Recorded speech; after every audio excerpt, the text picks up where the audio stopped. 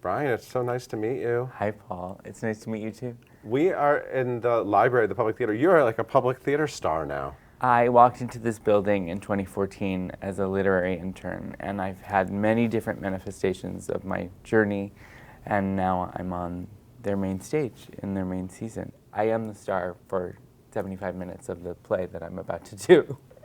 It's incredible. This is a real theatrical institution. Of course, of course.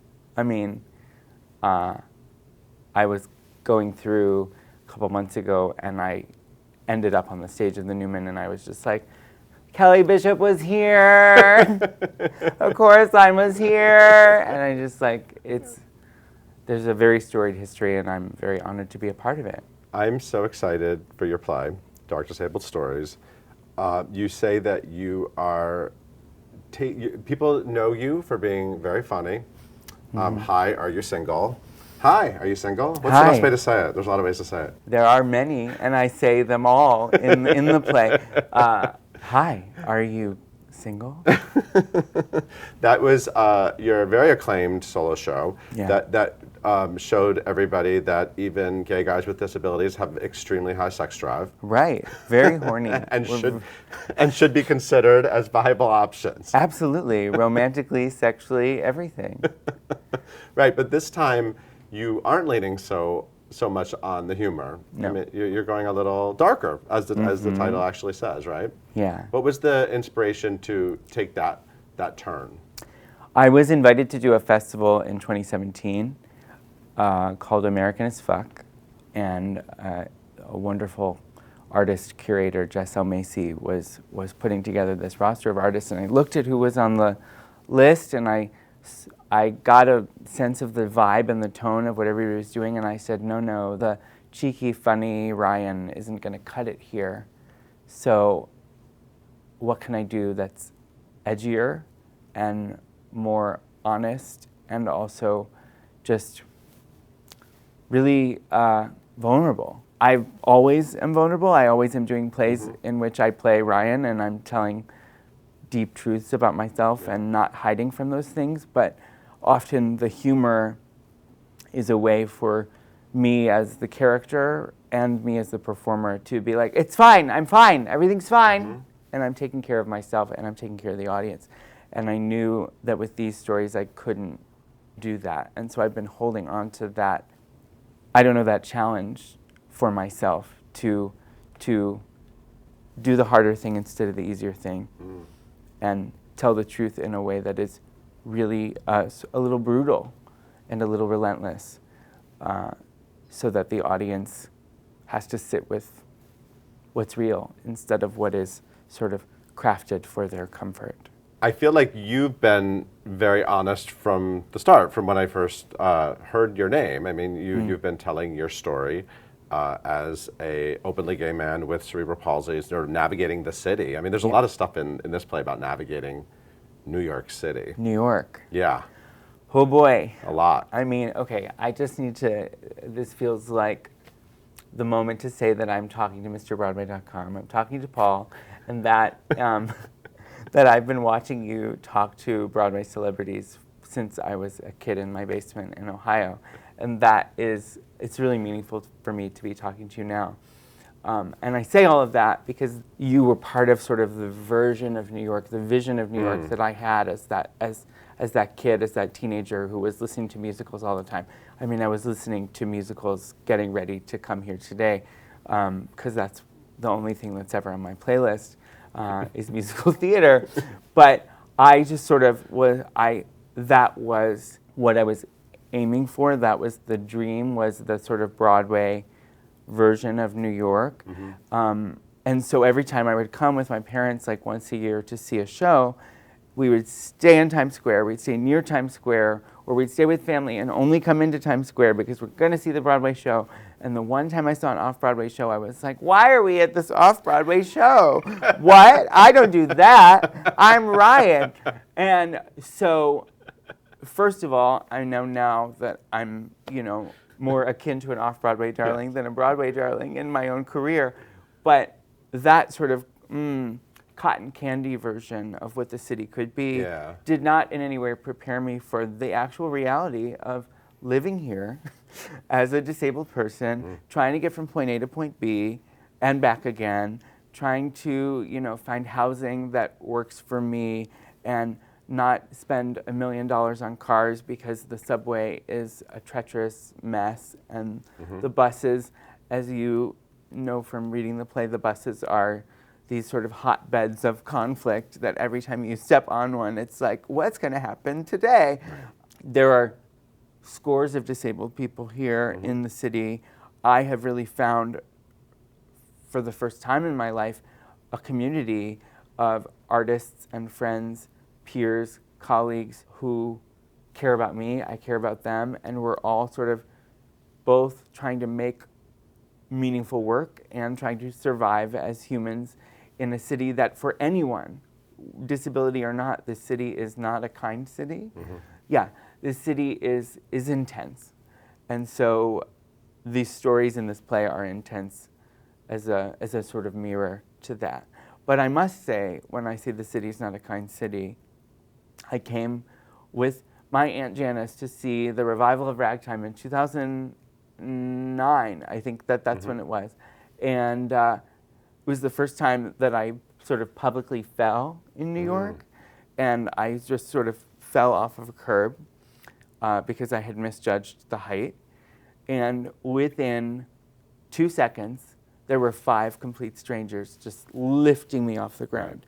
And that almost always happens, where I feel alone, that I'm sort of moving through it all alone, and then I trip and I fall, or I'm heading down a slope that's too steep, and suddenly someone is there, a stranger is there. So this play is about strangers, the good and the bad, that you meet when you think you're alone in a city where you're never truly alone. Speaking of not being alone, Absolutely. you wrote this as a solo play originally. Now you are joined on stage by co-stars Dickie and Alejandra. Yes. In your attempt to make this the most accessible production possible, or obviously you can't appeal to everybody's needs. That's right. But it sounds like you're doing a lot with this production. We're attempting. You can never get a perfect score, so we can't say that this is a fully accessible production, but we are calling it radically accessible production, or an attempt at access, an integrated access inside of the performance. Dickie Hartz is a brilliant, brilliant actor who is deaf and queer and charming and funny and fabulous. And he is playing me. He's playing Ryan. We're both playing Ryan. We're both playing Ryan together simultaneously, and he's doing it in American Sign Language. Amazing. So not only is that providing access to those who want to come and see the show on any given night, not having to wait for the 1 or 2 or 3 ASL interpreted performances that are typically offered during a run, but it also means that we have 2 really vibrant and very different performers channeling these stories in first person as I this, or this happened to me, and seeing how 2 different bodies can live inside these stories. And Dickie is we met doing the workshop back in November. He'd come highly recommended to me by others in the disability community, and I am just blown away by his sparkle, his pizzazz, he is so funny. He can turn any line into an LOL moment, and the ability to we're doing a duet. It isn't a solo, it's a duet, and we are leaning on each other, sometimes physically, but also emotionally. And when we are when the character of Ryan is thinking, why did this happen, or I don't understand, we can look at each other, because that we are ourselves, and it's a fabulous conceit that has been so fun to play. It's so fun to have a scene partner inside these stories about my life after many years of doing primarily solo work. Tell me about Alejandra. Alejandra is doing our audio description, and I met her many years ago in 2015 in a group that was called the cerebral palsy, and it was all people with different variations of cerebral palsy, and we would just meet once a month and gab and talk about theater, but also talk about life and the city and all these things. And more, every time I would go to see a show, particularly a disability-centric show, Alejandra would always be there, either as an audience member, spectator, or as an audio describer, describing the images and stage pictures and sometimes the dance and choreography or the visual art, wherever we were, whatever cultural medium we were in, she was describing so that blind and low vision people could fully participate. And so when I knew I wanted to put access into not only the text but also the design, I knew I wanted her to join us. And then as we were developing together, she came on when we were in the midst of deep COVID, and so everything was on Zoom. And very also sort of fun but hard to audio describe a Zoom box because there's not really much there to literally be describing. But we also realized at that time, like, you couldn't have two people with very different manifestations of cerebral palsy in two very different mobility devices on stage together and then not talk about that. And so as we were building on Zoom together, we realized I couldn't just tell my stories while there was somebody sitting across from me who has Their own cerebral stories. palsy, Yeah. but in a different way, a completely different manifestation, and also a totally different mobility device. So what it means for me to get on the subway is not what it means for Alejandra to get on the subway. And we realized then, oh my gosh, well, Alejandra has to come in and sort of insert herself in the narrative as well as audio describing what is happening on the stage. So there are these moments in the show where it stops being Ryan's monologue and becomes Alejandra's monologue. And also later in the show, when Dickie, who has been doing the Ryan monologues with me the whole time, takes off his sweater and becomes Dickie instead of Ryan and tells his story too. And that's so, then the duet becomes a trio, and it's this, I love, two of my favorite moments is just sitting back and watching Alejandra, or sitting and helping Dickie's story be told as Dickie instead of as me. Look, it's lonely up there by yourself, so you have some co-stars. Yeah. And I believe, isn't it also open captioning? So which means that it's captioned on the set, which I appreciate as someone who's hard of hearing. And that's one of the reasons I was also really excited that you were wanting to interview me for this, because your advocacy in that arena does so much and is doing so much, because you are sort of a mainstream Broadway boy. And as we know, Broadway especially, and theater as a whole, is just not a very welcoming place for people that are deaf or hard of hearing. And it is important to not have to rely, I think, on a captioning device where you have to look down or hold it up. And which, by the way, also doesn't, sorry, Death of a Salesman, doesn't keep up with the scene work. Because I mean, I've tried all the options. There's no good option. No. And so I think that the open captioning, first of all, I'm not hard of hearing in any way, but when I attend an open caption performance, I'm using it. I'm going, what did they say? People use captions on their TVs. It's like, it really, I don't see, it doesn't take away from anything, so why not? Why not? And so it is open captioned, audio described, and then we have Dickie playing Ryan alongside Ryan, who is also playing Ryan, and he's doing it in ASL. And it's those are our sort of three main modalities of access. And then we also are doing sort of a semi-relaxed house lights dim instead of off, and you can come and go. We're not going to do the thing where, you know, if you leave at any point you can't re-enter. I think that it's very ableist and exclusionary, and I don't like it when I'm sitting in a seat and I really, really have to pee, and I know that if I get up, not only I'm already going to feel like a disturbance anyway myself, but then to be told like you can't come back in, so you either have to sit and deal with it, or you have to go. And so we're hoping that relaxing the show a bit will make it more friendly, so that people know they're welcome to come in and out at any time. It's all so meaningful, and you're a young guy, so you're at the start of your career, so it's so incredible to see just the incredible work you're doing. I mean, people have been dealing with these things forever. Yeah. And it just takes people getting together in a room and actually trying to tackle them. And it's not new. None of these ideas are new, because they've existed in disability spaces and disability culture and in disability art for years and years and years and years. We're just at a point where disability is entering the theater in a bigger way than it has before. I think what we're trying to model is a cross-disability space that is welcoming regardless of what kind of disability you have. Sometimes when a show is about deaf people only, they'll do the things for deaf people only.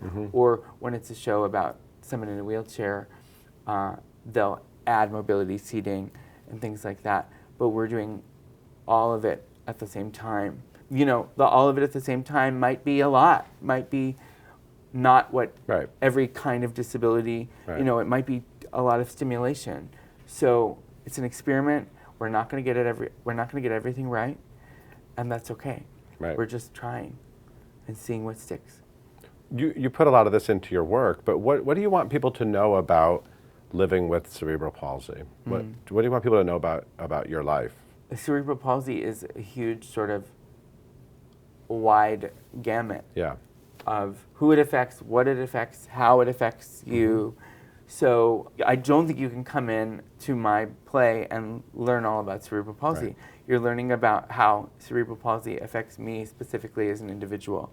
So my experience with cerebral palsy is specific to me and somebody else like Alejandra, who is across the stage from me, totally different, lived a totally different way of movement and had different forms of movement that I never had, and now is in a power wheelchair, and I'm in this walker that I've been in since I was 3. Like, everybody is different. Everybody experiences cerebral palsy in a different way. So I think I want them to know primarily that when I get up in the morning, I'm not thinking about cerebral palsy. Like, it's just not at the top of my mind. At the top of my mind is, am I going to be late? And whether what we all worry about. Sometimes whether I'm going to be late is due to my cerebral palsy, and sometimes it's just fully not. Does the boy I have a crush on also have a crush on me? Also probably not. But that is what I'm thinking about. So it's like cerebral palsy is not the narrative of my life.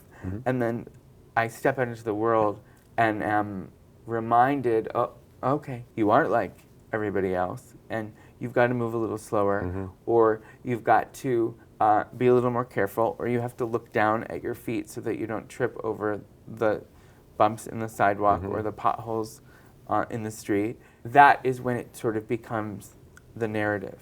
Or when strangers approach me and want to talk about my disability, or when I get into an Uber and the drivers have a lot of questions and they're very interested in learning, and sometimes learning is great, but sometimes I'm also sitting in the car not interested in teaching in that moment. I think I want people to realize that cerebral palsy or not, regardless of the disability, those without disabilities, we want you to learn, we want you to understand, we want to have conversations with you, but not all the time.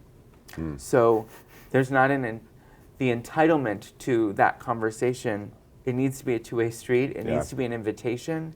It can't just be, so what happened to you? Out of the blue. Because the answer is, and I say it in the show, nothing happened to me. I was born.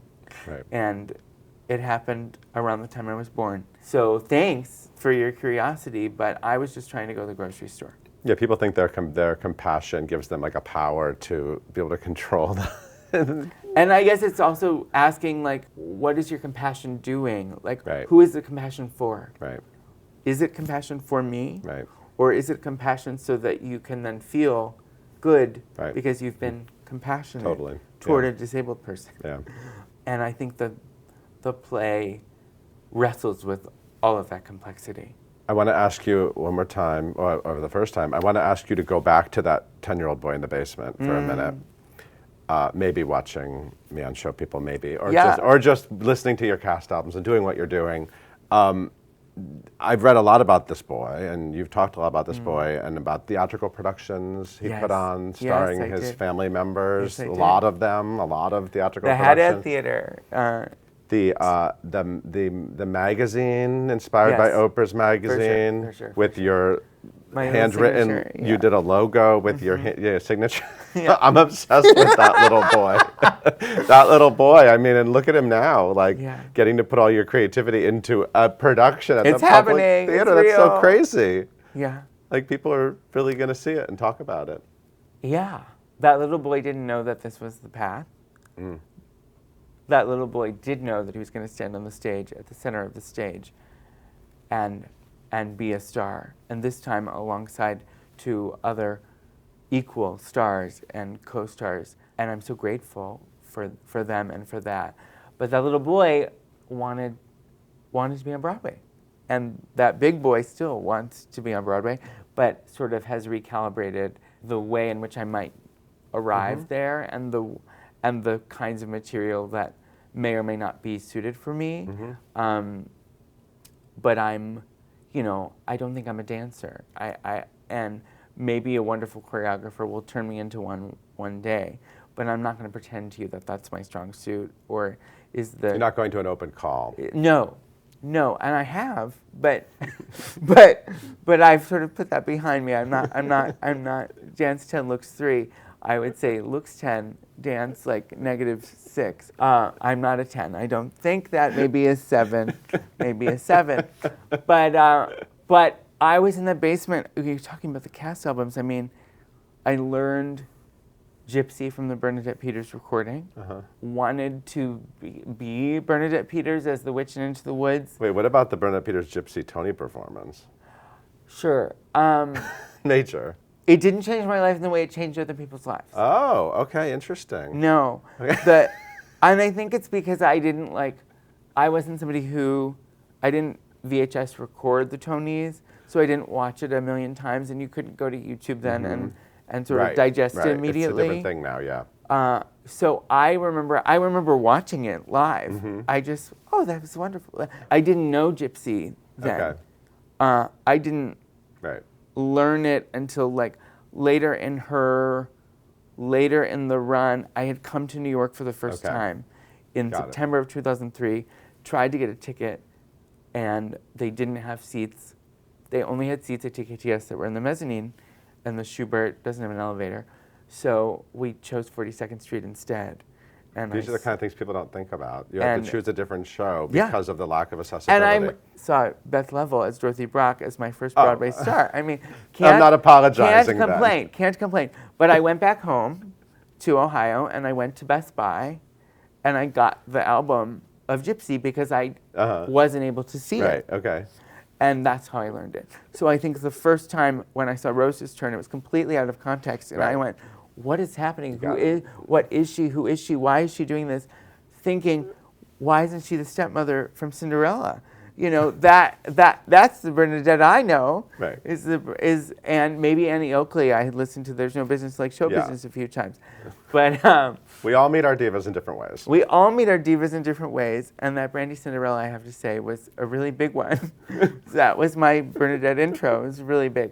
Yeah, I would walk around. I would even do, this is fun. I would do, of course I saw the movie of Chicago first. I'm in my basement, gyrating to all that jazz, truly thinking I'm Velma Kelly, not knowing what Rouge My Knees is, not knowing what I'll get an aspirin and get started again. I have no idea what any of this means. And my brother's girlfriend, who is now my sister-in-law, was babysitting me, and she was just like, with her hand over her, like, do you have any idea what you're singing? And I was like, no, what is it? It's just fun. It's just jazz, all that jazz. And we were sitting in tech yesterday, and something made me start singing it. Naturally. And I said, I always wanted to be Velma. And Dickie, sitting next to me, goes, oh my God, and I always wanted to be Roxy. And I thought, well, that's our next show. That is our next show. I'm so down. The name on everybody's lips is going to be Dickie. And I just, yeah, so maybe manifesting that, but like a Chicago without any Fosse, because I just don't know. And I guess we have to do it out of town because the Broadway production isn't going anywhere. Michael Patrick Thornton is a very talented actor who I'm talking to, and he has appeared on Broadway with in his wheelchair. Yeah. Obviously, use a walker. Since so many of your stage appearances, you've been talking about your disability, but I know you've also done other theatrical productions where you're just a member of the That's cast. Right. I guess is that a goal to do productions where it's not discussed that you have a walker, it's just part of who you are in the cast? I wouldn't say that it is a goal as much as it's nice to be able to have that opportunity. Yeah, and it's representation. It's representation for an audience. In the fall, I did a play, a New York Theater Workshop called American Televisions by Victor I. Casares. And I was just playing a little gay boy because Victor had seen me here at Joe's Pub doing the cabaret about the plays in the backyard with my family and said, that's the gay boy. You know, so I was playing a 13-year-old who was obsessed with Barbies. Not a word was mentioned about the disability, but like as we were sitting at the table and digesting and dissecting these characters, of course, my version of Jeremy in that play is a disabled boy. Like it doesn't go away. You don't erase it.